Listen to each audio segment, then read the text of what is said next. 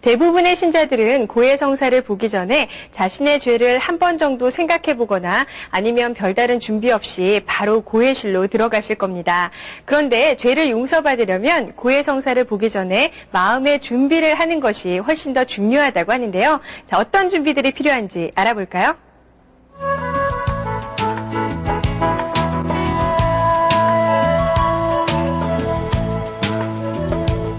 먼저 지난번 고해성사를 받은 후에 어떤 죄를 지었는지 생각해 봅니다. 이것을 성찰이라고 하는데요. 보통 10계명에 따라서 성찰을 하는 경우가 많죠. 다음은 자신이 범한 죄에 대해서 진정으로 뉘우치는 과정이 필요합니다. 이 과정이 바로 통회인데요.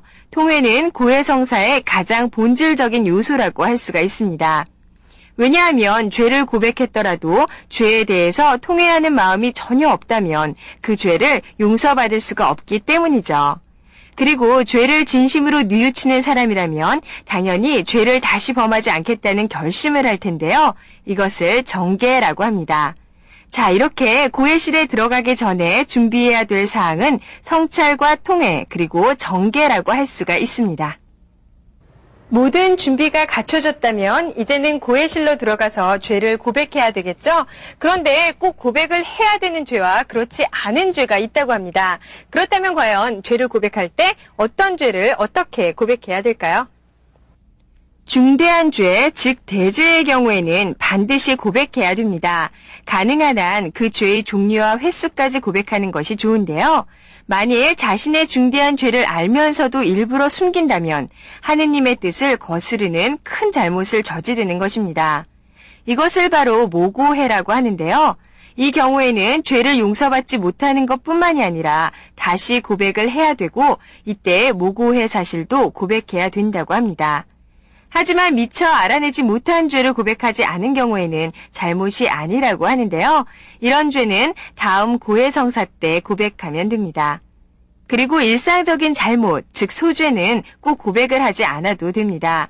왜냐하면 소죄는 자비를 구하는 기도를 바친다던가 미사 중에 복음과 독서 말씀을 귀담아 들으면서 죄를 용서받을 수 있기 때문인데요. 하지만 교회에서는 소죄라도 고백을 하도록 권하고 있습니다. 작은 잘못이라도 성찰을 소홀히 하고 경계하지 않으면 나중에 큰 잘못을 범할 수 있기 때문이죠. 죄를 고백할 때 자신의 잘못을 남의 탓으로 돌렸던 경험 한두 번쯤은 있으셨을 겁니다. 나는 잘하려고 했었는데 다른 사람 때문에 어쩔 수 없이 죄를 짓게 되었습니다. 하지만 이런 식으로 고백하는 것은 절대 옳은 방법이 아니겠죠? 성찰과 통회의 과정을 제대로 거쳤다면 자신의 죄에 대해서 변명을 하기보다는 진심으로 뉘우치는 마음을 가져야겠습니다.